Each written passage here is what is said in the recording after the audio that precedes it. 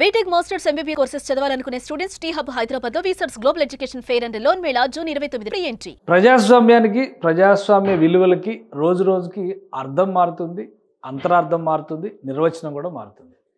ఈ క్రమంలో మీడియా స్వేచ్ఛ అంటే ఏంటి పునర్నిర్వచించాల్సినటువంటి అవసరం వస్తుంది. కానీ మీడియా స్వేచ్ఛను ప్రశ్నించే ముందర మీడియా పైన దాడులకు పాల్పడే వాళ్ళకి ఒక ప్రాథమికమైనటువంటి ప్రశ్న, ప్రజాస్వామ్యం కానీ భారత రాజ్యాంగం కానీ ఏ వ్యక్తి పైన ఏ వ్యవస్థ పైన భౌతిక దాడుల్ని ఎట్టి పరిస్థితుల్లో ప్రోత్సహించదు.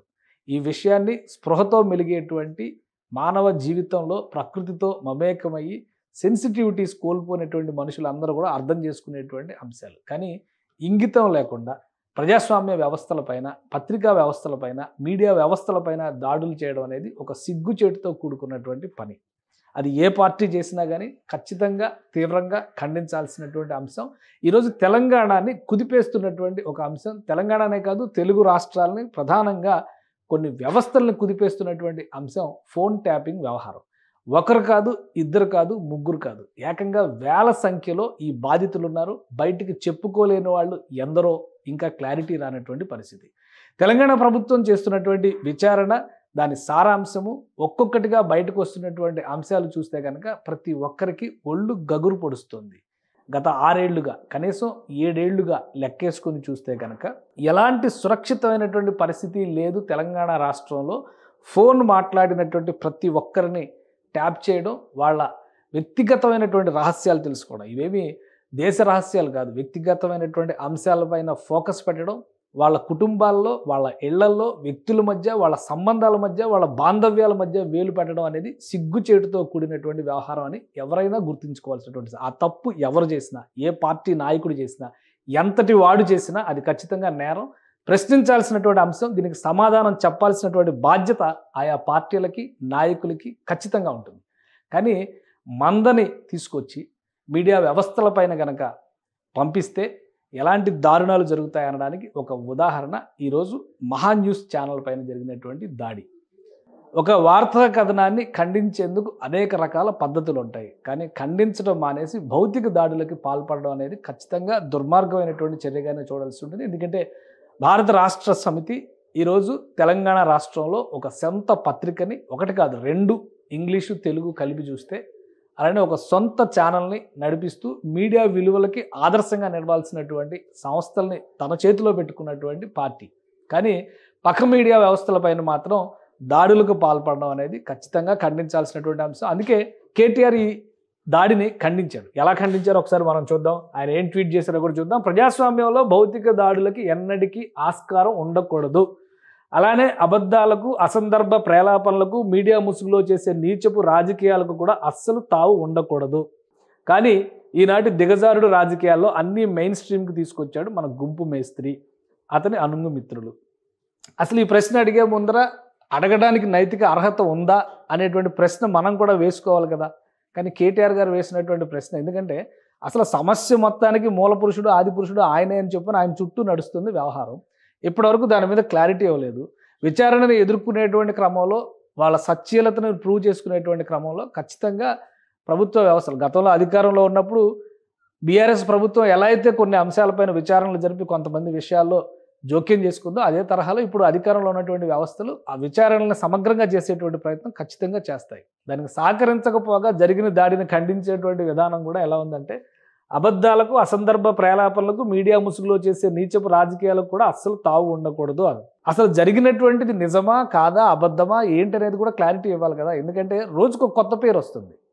ఆయన పేరుకి ముడిపెడుతూ రోజుకు ఒక కొత్త పేరు వస్తుంది. చాలామంది ఉంటున్నారు అందులో. సినిమా రంగానికి చెందిన వాళ్ళు కావచ్చు, రాజకీయ రంగానికి చెందిన వాళ్ళు కావచ్చు, పారిశ్రామిక రంగానికి సంబంధించినటువంటి వాళ్ళు కావచ్చు, పక్క రాష్ట్రానికి చెందిన వాళ్ళు కావచ్చు, ఎవరైనా కావచ్చు.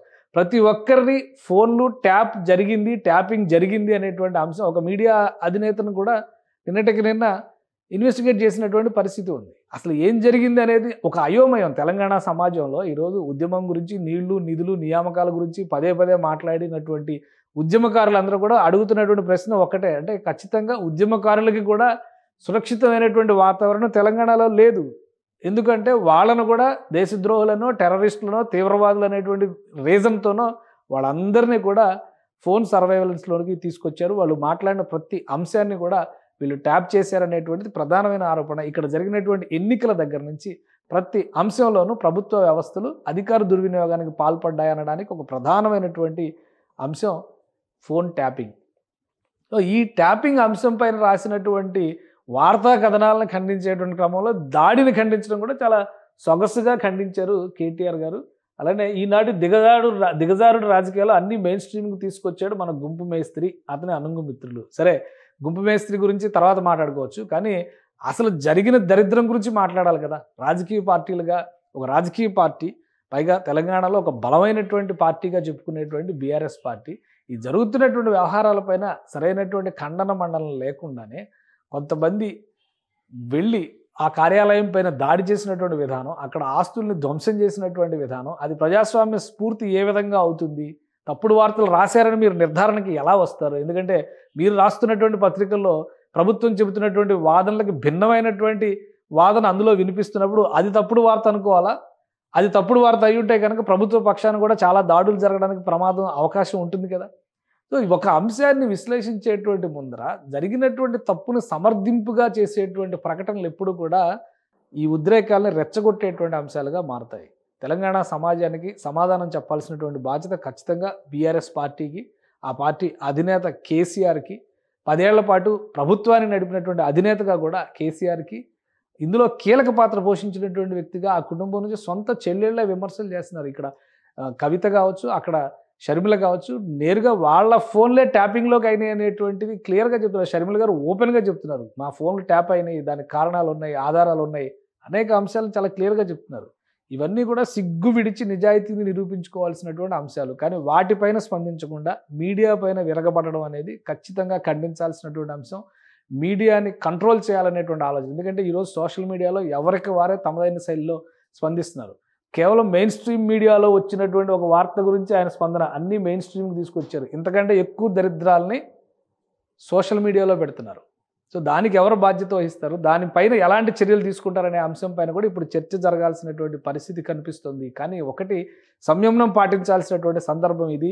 రాజకీయ నాయకులు చేసేటువంటి రెచ్చగొట్టే వ్యవహారాలకి, రెచ్చగొట్టేటువంటి వ్యాఖ్యలకి రెచ్చిపోతే కనుక దారుణమైనటువంటి పరిణామాలు ఎదుర్కోవాల్సి ఉంటుంది. ఆల్రెడీ ఆంధ్రప్రదేశ్లో కొన్ని సోషల్ మీడియా కవ్వింపులపైన తీసుకున్నటువంటి నిర్ణయాలు, తెలంగాణలో సోషల్ మీడియాలో రాతలపైన తీసుకున్నటువంటి చర్యలు, ఇవన్నీ కూడా ఉదాహరణలుగా కనిపిస్తున్నాయి. కాబట్టి ఇలాంటి భౌతిక దాడుల్ని ఖచ్చితంగా ప్రజాస్వామ్యవాదులు ఎవరైనా కానీ ఖండించి తీరాల్సిందే. సుమన్ టీవీలో మీ పర్సనల్ అండ్ బిజినెస్ ప్రమోషన్స్ కోసం కింది నెంబర్కి కాంటాక్ట్ చేయండి.